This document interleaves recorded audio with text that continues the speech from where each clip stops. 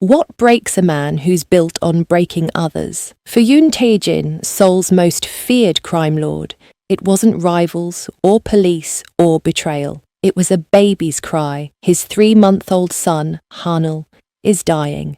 And every expert, every resource, every ounce of power means nothing. Then a refugee nurse named Chioma walks into his life and does the impossible. She saves the baby.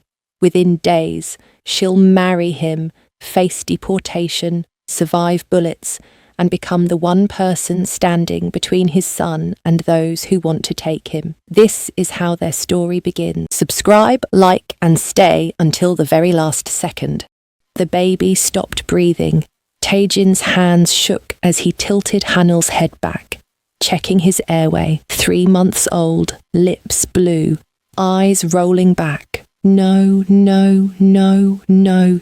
He patted the baby's back. Nothing. Haneul, Haneul, please. A choking sound. Then a weak cry.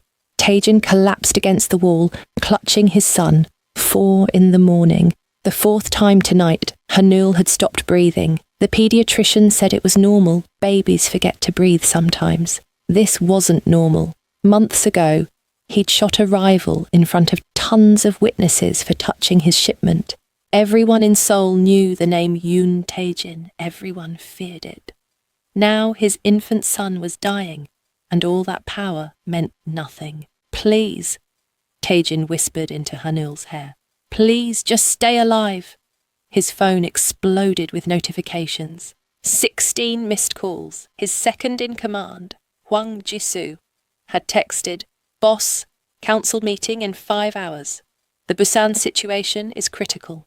Taejin silenced it. Haneul's cries weakened. His skin looked grey in the dim light. 3 months of this. 3 months watching his son waste away, despite several doctors, nannies, and tons of expensive equipment. "Mr. Yoon," the last nanny said 2 days ago, "I've raised 10 children, but I don't know what he needs." She'd walked out crying. Taejin tried another bottle. Haneul turned away, too weak to even scream anymore. His wife had died bringing Haneul into the world. Now his son was following her. At 6 a.m, Jisoo called again. Taejin answered. "Boss, where are you?" "Council's waiting." "Cancel it." Silence. Then, "Sir, we can't. The Busan—" "I said cancel it." "Boss." Jisoo's voice dropped. "The men are talking. They say you're distracted. Weak.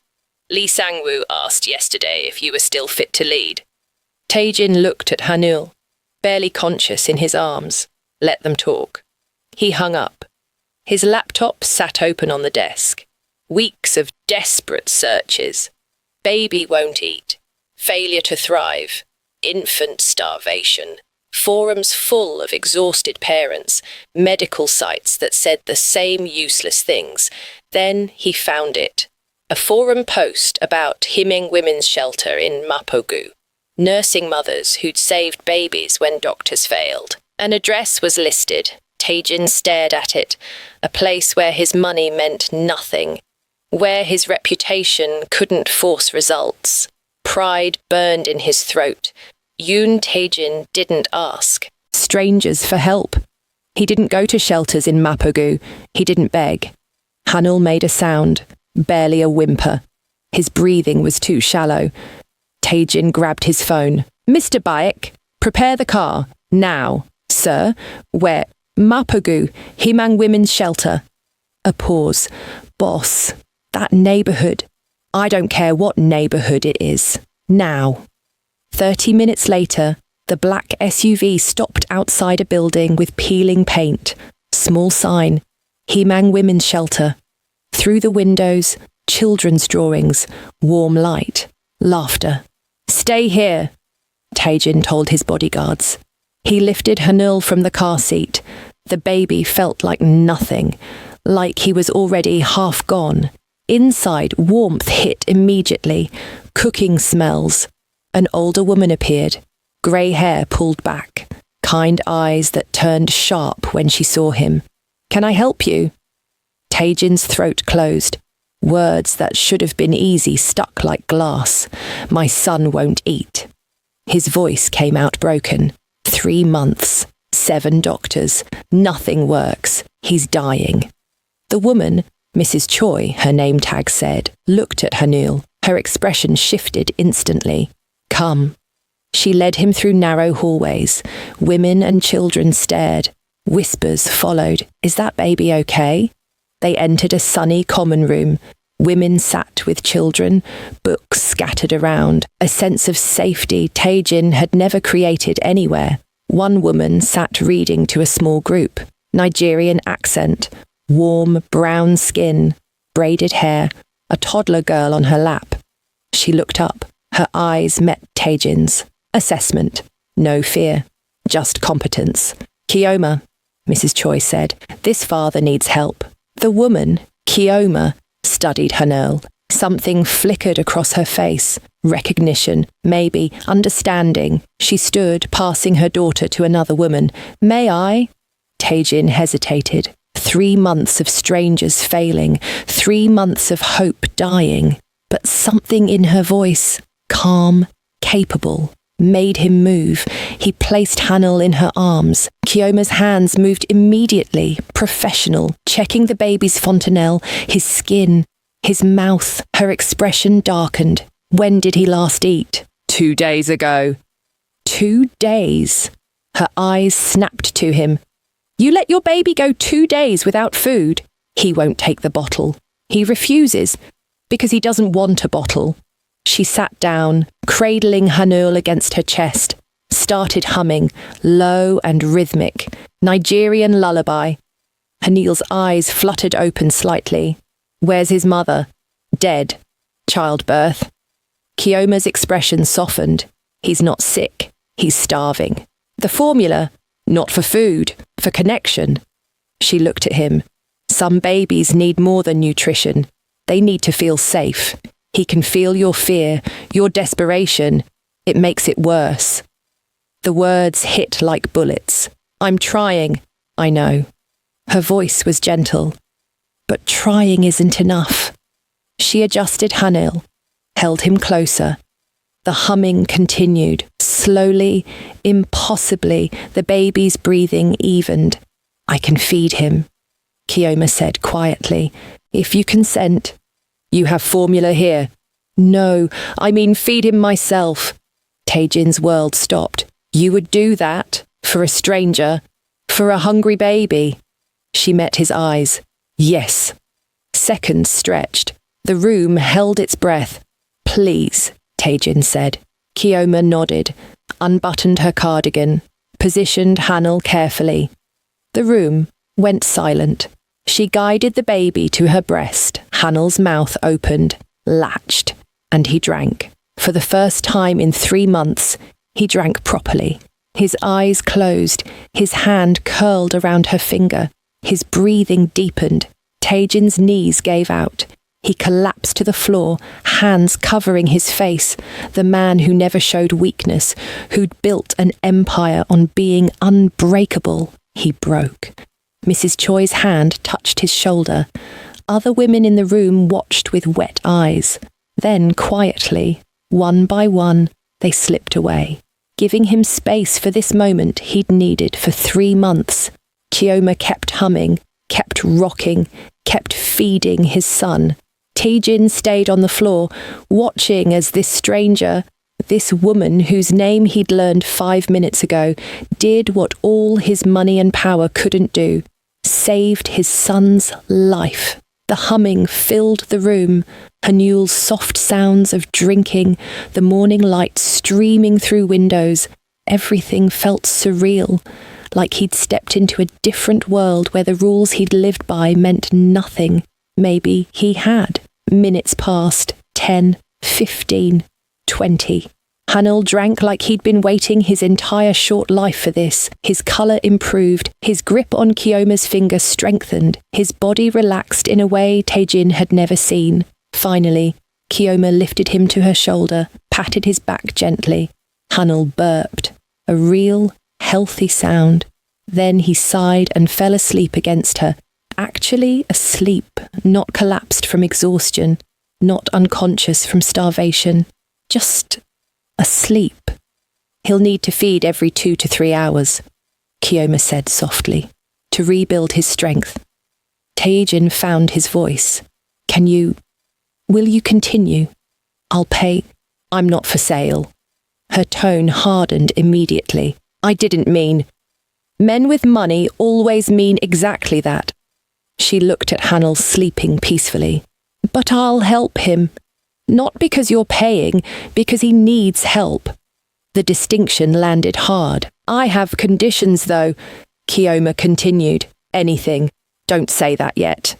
Her eyes met his. I have a daughter, Amara, 18 months. She comes with me. Non-negotiable. Of course. I'm a refugee. My visa is complicated. I need legal status, work authorization, real protection. I can arrange it. And respect. Her voice went firm. I won't be your secret. I won't be hidden. I won't be treated as less than because of where I'm from or the colour of my skin. Understood? Yoon Taejin, who gave orders to killers, who controlled Seoul's shadows, who made men kneel, nodded. Chioma held his gaze, then looked at Haneul sleeping against her shoulder. We do this properly. Contract in writing before I go anywhere with you. I'll have my lawyer. Not your lawyer, mine. Mrs. Choi spoke from the doorway. I'll call the Refugee Advocacy Centre. They have lawyers. 40 minutes later, Haneul woke hungry. Chioma fed him while they waited. He latched immediately, drank deeply. The second feeding, just as successful as the first. A woman arrived with a tablet. Reviewed Taejin's contract terms. 3 million won monthly. Legal residency, healthcare, protection. She looked at Chioma. This is extremely generous. Are you sure? Is it legal? Yes, but then I'm sure. Chioma signed with her finger. The lawyer left, concern still in her eyes. Taejin stood. I'll have the car brought around. I need to get Amara's things first. Her blanket, her rabbit. I can buy new... You can't buy comfort. Chioma's tone left no room for argument. 20 minutes later, the black SUV cut through Seoul. Chioma sat with both children, Amara clutching her worn rabbit, eyes wide at the fancy car, Haneul sleeping peacefully between them. Taejin made a call. Prepare the West Wing, 2 bedrooms, child-proof everything, medical supplies, food, rice, vegetables, chicken, plain yogurt. He hung up, called again. Jisoo, council meeting postponed. Handle it. No, I'm not coming in, because I said so. Chioma watched him work, watched how his voice made people move. She'd chosen to walk into this dangerous world, for papers, for safety, for her daughter. She hoped it wasn't a mistake. The elevator opened into the penthouse. White marble, floor-to-ceiling windows, Seoul spread below like a conquered kingdom. Mama, look! Amara gasped. Taejin led them to the West Wing. 2 bedrooms already child-proofed, a toddler bed. Chioma set Amara down. Everything was pristine, sterile, unlived in. Does anyone actually live here? I do. No, you exist here, that's different. Haneul woke up crying. Taejin tensed. Just hungry, right on schedule. Chioma sat, positioned him, and let him latch. The third feeding. Taejin stood in the doorway, awkward in his own space. Sit, Chioma said. Watch. He needs to bond with you too. Taejin sat, kept distance. Talk to him. Let him hear your voice without fear. Silence. Then, Haneul. You're getting stronger. I'm sorry it took so long. His voice cracked. Chioma's chest tightened. Whatever this man was, he was also a father who'd watched his son die for 3 months. He forgives you. Across Seoul, Kwon Daehyun stared at photographs. Yoon Taejin entering a women's shelter, leaving with a black woman and child. The woman holding Haneul. He smiled without warmth, dialed. Cousin. We need to discuss Haneul's welfare. Taejin's living with a foreigner, no legal relation to the child. I believe we have grounds for custody. Pause. Excellent. File within the week. He hung up. Looked at the photos again. Everyone had a weakness. Taejin's. Phone buzzed. Text from Jisoo. Urgent. Sangwoo called an unauthorized council meeting about your fitness to lead. Kwon lawyers asking about Haneul custody. Need you now. Taejin stared at his screen. At Haneul, sleeping peacefully. For 3 months he'd ruled while his son died. Now his son lived and his empire burned. He typed, "Handle Sangwoo. I'm staying. Boss, if you don't show, they'll call you weak." Taejin looked at Haneul, at Chioma, at Amara playing with her rabbit. Let them. He turned off his phone. That was a mistake. Chioma said, "What?" "Ignoring your world. It'll come for you anyway. And when it does, it comes for us. I'll protect you." "How? If you lose power, what protection do you have?" She stood, faced him. "I won't let anyone hurt you. You couldn't stop your baby from crying. Honest, not cruel. What makes you think you can stop everything else?" Silence. "Your enemies just became mine." She walked to the window. "I need to know you understand that." "I do." "Do you? I have a daughter. If your world comes for you, it comes for her." She turned. "So don't make promises you can't keep. What do you want?" "Win." Steel in her voice. "Whatever's coming, you win it. I didn't survive everything I survived to die in someone else's war." His phone buzzed. Emergency call getting through. Jisoo's voice, strained. "Boss, Sangwoo declared a vote of no confidence. Council meeting tomorrow, 8 a.m. If you don't show, they strip your authority." Click. Chioma had heard everything. "Tomorrow morning, you go. Haneul needs a father with power, not a dethroned king." Her eyes were hard. "I can feed him. You go keep your throne. You just said..." "I said win. That means showing up." She crossed her arms. "Go remind them who you are, then come back." Taejin stared at her. This woman he'd met a few days ago, understanding his world better than people he'd known for years. "You're not what I expected. Neither are you." She glanced at sleeping Haneul. "But we are what they need now." She walked to her bedroom, stopped at the door. 8 a.m, don't be late." "And Taejin?" "Yes?" "Don't back down. The moment they smell weakness, you're finished." "We're finished." The door closed. His phone buzzed again. Unknown number. "Saw the photos. The refugee and your son. Interesting choice. Looking forward to the custody hearing." Kwon Daehyun. Taejin stared at the message. The war had begun. Not for territory, not for reputation. For his son. For the woman who'd saved him. For this fragile family forming in his sterile penthouse. He looked at Haneul sleeping peacefully in the crib. For the first time in 3 months, his son wasn't crying. Taejin would burn Seoul to the ground before he let anyone take this away. Tomorrow, he'd go to that council meeting. He'd remind them exactly who Yoon Taejin was and why they should never have questioned him. The next day, Taejin entered the council room. 5 underbosses sat around the table. Lee Sangwoo at the head, Taejin's seat. Sangwoo smiled. "Boss, good of you to join us. Get out of my chair." "Actually, we need to discuss whether it's still your chair." Sangwoo leaned back. 3 days, absent, meetings cancelled, business neglected. The men are concerned about your priorities. Taejin walked slowly around the table. "My priorities? Your son. The woman." Sangwoo's lip curled. "A refugee, living in your home, raising your heir. Her name is Chioma. And she saved my son's life when doctors couldn't. She's a foreigner. No legal connection to the child. No connection to our world." Sangwoo looked around the table.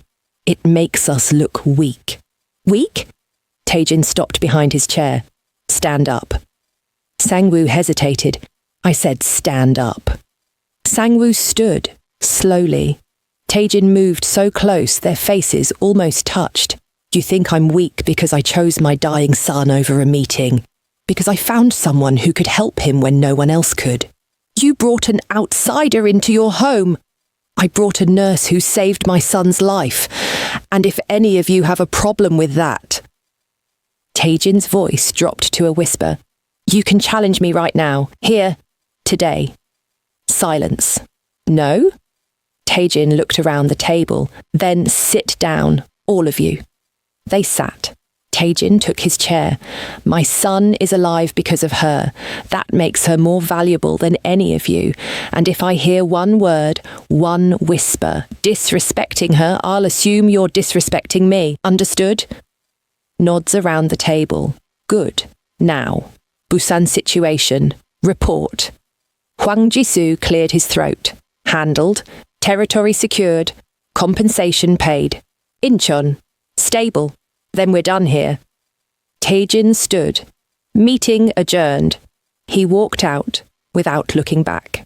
When Taejin returned to the penthouse, it was nearly noon. He found Chioma in the nursery, changing Haneul's diaper. Amara played with blocks nearby. Chioma glanced up. How did it go? They'll remember who's in charge. Good. She fastened Haneul's onesie, lifted him. He's due to eat. She settled into the rocking chair, positioned Haneul, and let him latch. Taejin stood in the doorway watching. Haneul's colour had improved in just 2 days. His cheeks, fuller. His movements are stronger. He's gaining weight, Taejin said. 200 grams since yesterday. Chioma smiled down at the baby. He's fighting back now. Something in Taejin's chest tightened, not quite painful. Not quite a relief, something else he couldn't name. He'd been in this doorway dozens of times over 3 months, watching nannies try and fail, watching his son reject everyone. Thank you, he said quietly. Chioma looked up, their eyes met. For a moment, something passed between them. Understanding. Then Amara knocked over her block tower and laughed, breaking the moment. That night, Taejin couldn't sleep. At 2 a.m., he heard sounds from the nursery. He went to check. Chioma sat in the rocking chair, feeding Haneul by lamplight. She wore simple clothes, soft pants, a loose shirt. Her braids fell over one shoulder. She looked tired. You should sleep, Taejin said from the doorway. I can stay with him. He needs to eat every 3 hours. I'm used to it. You've been up every 3 hours for 2 days. I've been up every 3 hours for 18 months with Amara. Chioma smiled slightly. This is just twice as much. Taejin entered the room, sat in the chair across from her. You don't have to do this alone. Neither do you. The words hung in the quiet room. My wife, Taejin said suddenly, surprising himself. She wanted a big family. 3, 4 children. She used to talk about it constantly. Chioma stayed silent, listening. She died having the first one. His voice was flat. I promised her I'd save him. I couldn't even do that until you. You did save him. You found me. After 3 months of failing. You didn't fail. You kept trying. Chioma adjusted Haneul gently. That's not failure. That's love. Taejin looked at her. Really looked. The lamplight caught her face, highlighted the curve of her jaw, the intelligence in her eyes. She was beautiful. The thought came unbidden, unwanted. He looked away quickly. Why did you leave Nigeria? He asked, needing to change direction. Chioma was quiet for a long moment. Someone I trusted hurt me. Badly. I had to run or die. She didn't elaborate. Korea seemed far enough away. I'm sorry. Don't be. I'm alive. Amara's alive. That's what matters. She looked down at Haneul. And now we're here. Safe. Legal status coming. It's more than I had yesterday. Is it enough? For now. She met his eyes again. Ask me in a month. Haneul finished eating, Chioma lifted him to her shoulder, patted his back. Here, let me. Taejin stood, moved closer. Chioma transferred Haneul carefully. Their hands touched, brief, accidental. Both froze. Taejin felt the warmth of her fingers against his, noticed how small her hands were compared to his, how careful her touch was. He stepped back quickly, Haneul secure in his arms. Sorry, he muttered. It's fine. Chioma's voice was neutral, professional, but something had shifted in the room, an awareness that hadn't been there before. Taejin walked Haneul around the nursery, patting his back, trying to ignore the feeling.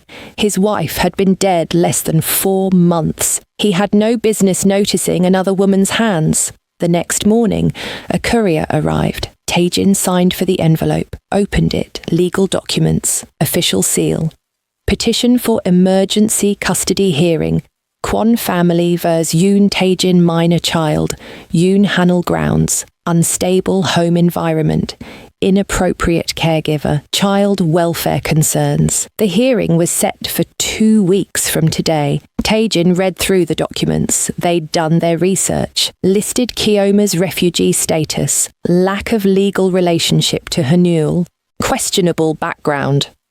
They painted her as a threat, painted him as unfit. He found Chioma in the kitchen, making breakfast for Amara. We have a problem. She turned, saw his expression. He handed her the documents. She read in silence. Her face hardened with each page. They're using me against you. Yes. They'll use my immigration status, my race, everything. She set the papers down. I'm a liability. You're the reason my son is alive. That won't matter in court. Chioma's jaw tightened. They'll make me look dangerous, unqualified, a stranger taking advantage. Then we prove them wrong. How? Taejin met her eyes. We get married? Silence. Chioma stared at him. What? Legally, as my wife. You'd have parental rights. Immigration status resolved. No question of your relationship to Haneul. His mind was already working through strategy. It eliminates their main arguments. You want a fake marriage? A strategic one. Like a business deal. Like protecting what matters. Taejin's voice was firm. They're coming for my son. For you. This stops them. Chioma looked at the legal documents, at Amara eating breakfast, at the nursery doorway where Haneul slept peacefully, and after, when the custody battle ends. We divorce. You keep everything I promised, full support, permanent residency, freedom. Freedom? She laughed without humour. Married to you? Temporarily married to me. Chioma was quiet for a long moment. I need time to think. We have 2 weeks before the hearing. Then I have 2 weeks. She picked up Amara. I need air.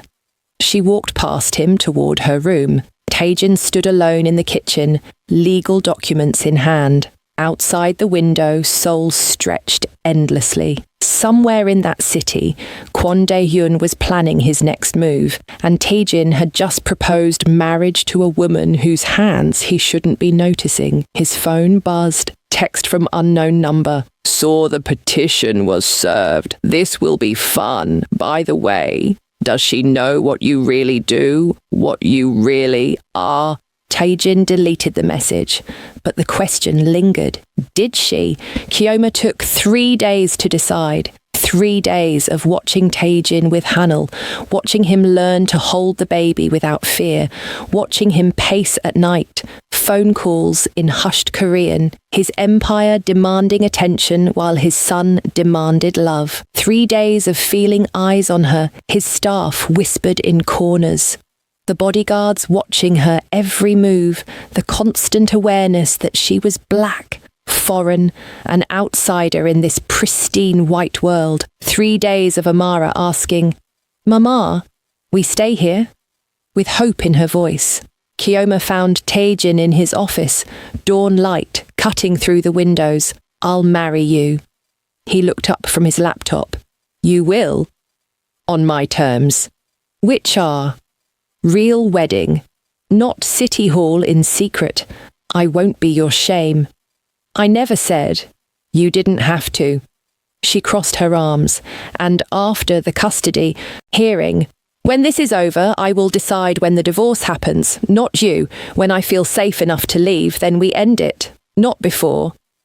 Taejin stood, walked around his desk, stopped in front of her. Agreed, just like that. You're saving my son. Again. His voice was quiet. I'll give you whatever you need. Chioma studied his face. The exhaustion, the determination, the grief, still raw beneath the surface. Then we do this today. Today? The hearing is in 10 days. We need the marriage certificate filed before then. She held his gaze. Unless you're having second thoughts. No. Taejin pulled out his phone. I'll arrange everything. 4 hours later, they stood in a private office. A judge Taejin knew, witness provided by Hwang Jisoo. Chioma wore a simple cream dress she'd bought that morning. Taejin wore a black suit. Amara held flowers, confused but excited. Haneul slept soundly in his stroller, one fist curled near his cheek. The judge read the words quickly, efficient, transactional. Do you, Yoon Taejin, take this woman as your lawfully wedded wife? I do. Do you, Chioma Adeyemi, take this man as your lawfully wedded husband? Chioma looked at Taejin, this dangerous man who'd brought his child to the shelter days ago. I do. By the power vested in me, I pronounce you husband and wife. The judge didn't say, you may kiss the bride. No one kissed. Taejin and Chioma shook hands instead. It felt like a business deal closing. Jisoo handed Taejin the marriage certificate. Congratulations, boss. Thank you. They left the building as husband and wife. The SUV waited outside.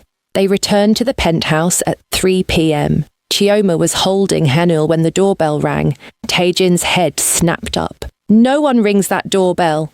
His security used keycards. Staff had access codes.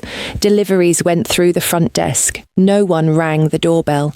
Taejin stood, pulled his phone, checked the security feed. 4 men in suits, official badges visible. Immigration enforcement, he said quietly. Chioma's blood went cold. What? Stay here.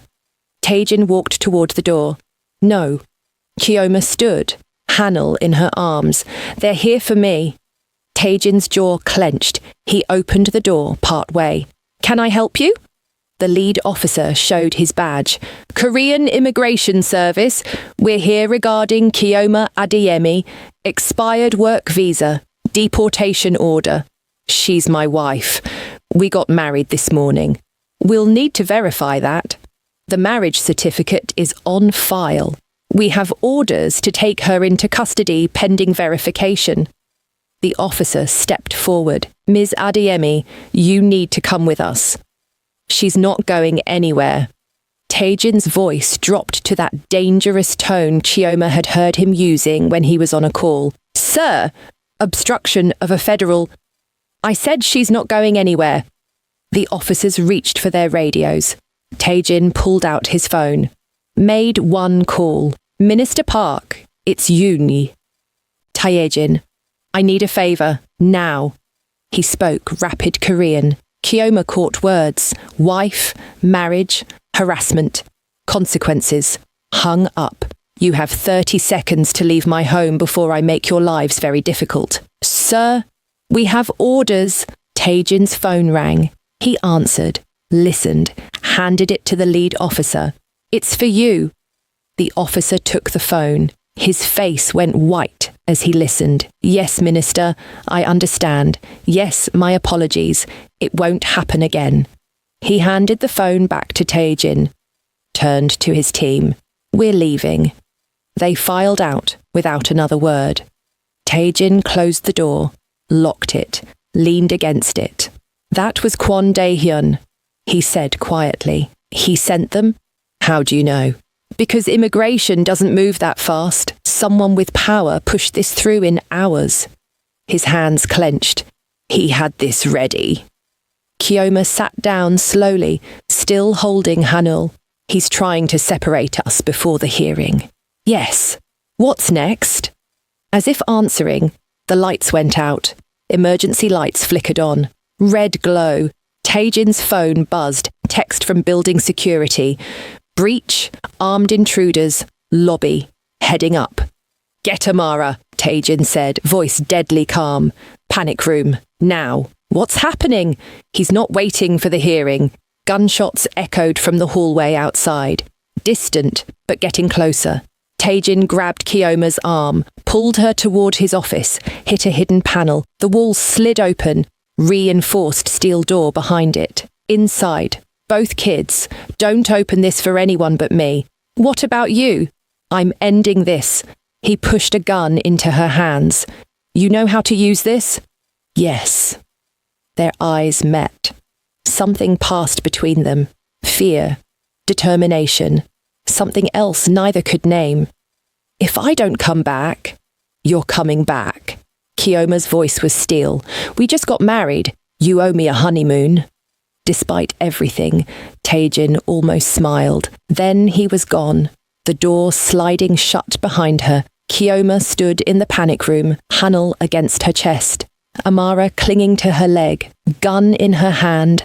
Outside she heard gunfire, shouting, violence. Her husband of hours was fighting for their lives. She'd married him for papers, for protection, for strategy. Now she realized, in this moment, listening to him defend them, that this had stopped being a strategy the moment she'd fed his son, maybe even before that. The gunfire intensified. Chioma held both children close and prayed to every god she'd ever known. 10 minutes later, silence. Then a knock. Taejin's voice. Chioma, open the door. She hesitated. It's me. Let me in before I bleed on this very expensive floor. She opened the door. Taejin stood there, blood on his shirt. Not all his. Split lip. Bruised knuckles, eyes hard as diamonds. Behind him, 3 bodies, his security team standing over them.